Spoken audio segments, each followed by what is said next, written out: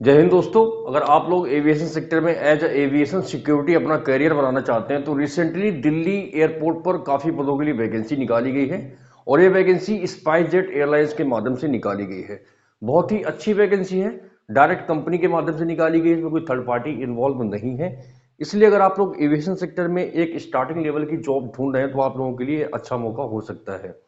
तो दोस्तों आज की इस वीडियो में हम लोग बात करेंगे इसमें कौन कौन अप्लाई कर सकता है, कैसे आपको एप्लीकेशन करना है, सिलेक्शन प्रोसीजर क्या रहेगा, आपके पास कौन कौन से डॉक्यूमेंट्स होने चाहिए, सारी चीजें जो कि इसके इंटरव्यू के लिए बहुत ही ज्यादा इंपॉर्टेंट है।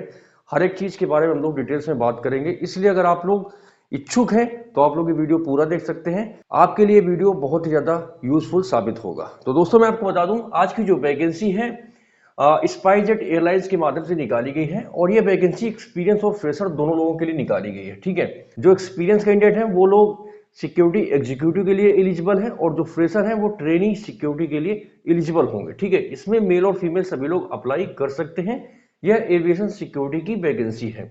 मैं आपको बता दूं अगर आप लोग एविएशन सेक्टर में एज एविएशन सिक्योरिटी ज्वाइन करते हैं तो अगर आप काबिल हैं तो आप लोग अपने करियर को इंटरनेशनल सेक्टर तक बहुत जल्दी ले जा सकते हैं। क्योंकि जब आपके पास 1 से 2 साल का एक्सपीरियंस हो जाता है एज एविएशन सिक्योरिटी और आपके हाथ में सारे सर्टिफिकेशन होते हैं, चाहे बेसिक एफसेक का हो, स्किनर का हो या डीजीआर के सर्टिफिकेट जब आपके पास आ जाते हैं तो आप लोग किसी क्रूज लाइन में जा सकते हैं, इंटरनेशनल एयरलाइंस में जा सकते हैं। वहां पर आपकी सैलरी 1 या 1.5 लाख प्लस होती है, रहना खाना वहां पे सब कंपनी का होता है। ठीक है, तो बहुत अच्छा आप लोगों के लिए मौका हो सकता है अगर आप लोग इंटरनेशनल सेक्टर में जाना चाहते हैं। ठीक है, ये जो हायरिंग लोकेशन है मतलब दिल्ली एयरपोर्ट के लिए वैकेंसी निकाली गई है। ठीक है, आप पूरे भारत में किसी भी राज्य के रहने वाले हो इससे कोई फर्क नहीं पड़ता है। अगर आप लोग दिल्ली एयरपोर्ट में रह के जॉब कर सकते हैं आपका मोस्ट वेलकम है। इसका इंटरव्यू दीजिए, अगर आप काबिल होंगे तो आपको जॉब मिल जाएगी। ठीक है, यह एक वॉक इन इंटरव्यू है। इसमें आपको पहले से कहीं पर भी ऑनलाइन माध्यम से एप्लीकेशन नहीं करना है। आपको इंटरव्यू वाले दिन सभी डॉक्यूमेंट्स लेने हैं और इंटरव्यू स्थान पर पहुंच जाना है, वहीं पर आपका इंटरव्यू होगा। ठीक है, अगर आप लोग इसका इंटरव्यू देना चाहते हैं तो इसका रजिस्ट्रेशन सेम डे वहीं पर होगा। उसके लिए आपको सुबह 9 से 11 बजे तक पहुंच जाना होगा इंटरव्यू स्थान पर। आगे मैं आपको बताऊंगा कौन से पते पर आपको इंटरव्यू देने के लिए कौन सी तारीख को जाना है। तो इसके इंटरव्यू डेट की बात कर लेते हैं। तो इसका इंटरव्यू डेट 28 जनवरी 2025 है। 28 जनवरी को इसका इंटरव्यू होगा। ठीक है, आप लोग सुबह 9 से 11 बजे तक वहां पर पहुंच जाना। आपको वेन्यू बता देता हूं कि आपको कहां पर जाना है इसका इंटरव्यू देने के लिए। Room number 26 terminal 1D। ध्यान रहे ये टर्मिनल 1 है जो पालम में पड़ता है, डोमेस्टिक वाला। ठीक है, इंटरनेशनल टर्मिनल 3 में ना पहुंच जाना आप लोग। पालम एयरपोर्ट पर टर्मिनल 1D में रूम नंबर 26 में आपको पहुंचना है।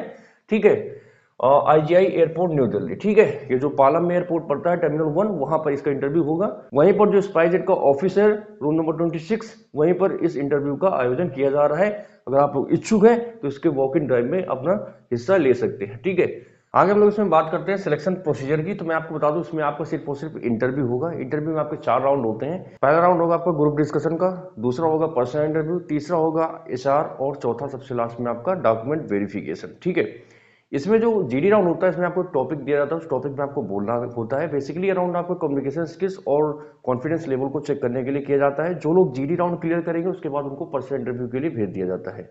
अगर आप बिल्कुल नए हैं, आपको बिल्कुल भी नहीं आइडिया है कि एक एयरलाइंस में फ्रेशर्स के लिए क्या क्या क्वेश्चन हो सकते हैं, जीडी के टॉपिक्स क्या हो सकते हैं, उनमें कैसे बोलना है, कैसे आंसर करना है, तो दोस्तों मैं आपको बता दूं मेरा नाम नीरज कुमार है और मुझे एविएशन सेक्टर में काम करने का पिछले 8 से 9 साल का अनुभव हो चुका है। तो मैंने अपने अनुभव के आधार पर इसके इंटरव्यू के लिए काफ़ी अच्छे नोट्स तैयार किए हैं। इन नोट्स में आपको सभी जीडी टॉपिक्स मिल जाएंगे एक्सप्लेनेशन के साथ। उसके बाद पर्सनल इंटरव्यू क्वेश्चन आंसर मिल जाएंगे, आईटा के आपको कोर्स मिल जाएंगे और इसके अलावा आपको इंटरव्यू से जुड़ी सारी इन्फॉर्मेशन इन नोट्स में मिल जाएगी।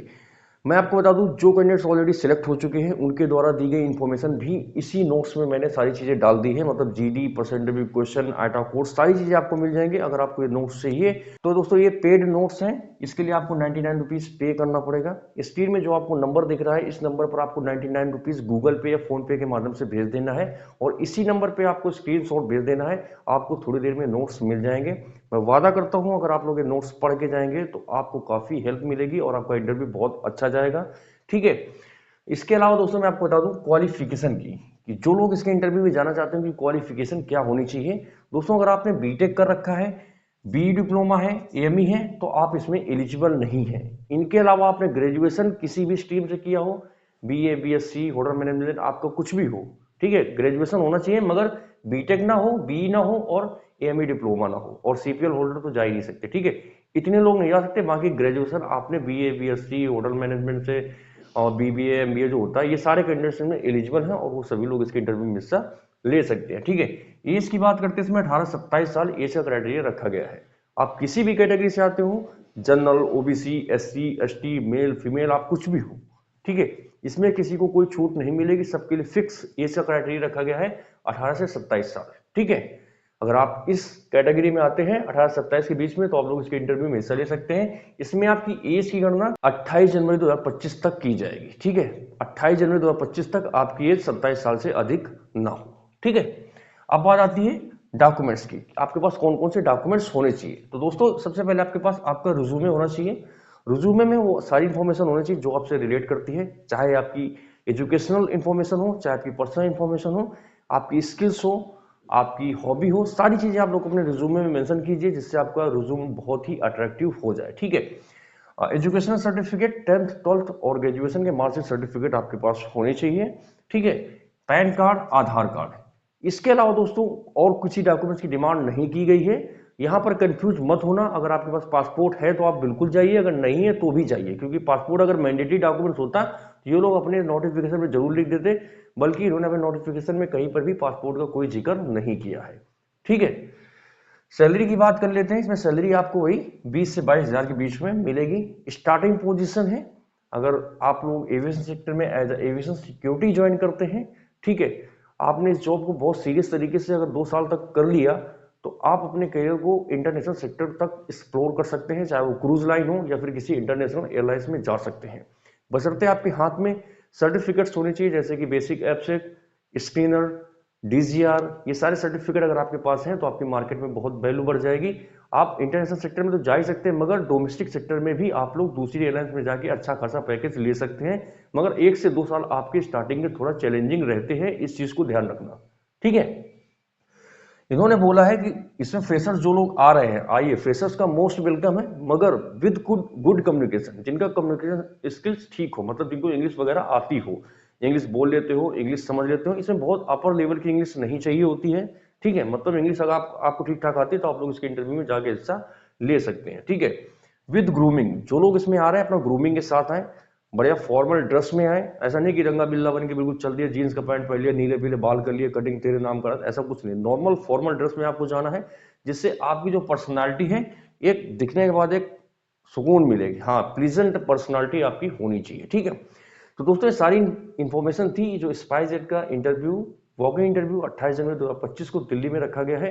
अगर आप लोग इच्छुक हैं, एविएशन सेक्टर में आना चाहते हैं, डायरेक्ट एक एयरलाइंस की जॉब ढूंढ रहे हैं, तो आप लोगों के लिए अच्छा मौका हो सकता है, क्योंकि स्पाइसजेट के माध्यम से डायरेक्ट भर्ती निकाली गई, इसमें कोई थर्ड पार्टी इन्वॉल्व नहीं है, ठीक है। तो आप लोग इस मौके का फायदा उठा सकते हैं, जाकर 28 जनवरी 2025 को इसका इंटरव्यू दे सकते हैं। बाकी अगर आपको जानकारी अच्छी लगी तो आप लोग इस वीडियो को लाइक कर सकते हैं और चैनल को सब्सक्राइब कर सकते हैं। तो इसी इन्फॉर्मेशन के साथ खत्म करते हैं इस वीडियो को। जल्दी मिलूंगा मैं आप लोगों से एक नए वीडियो में नए जानकारी के साथ। तब तक के लिए जय हिंद, वंदे मातरम।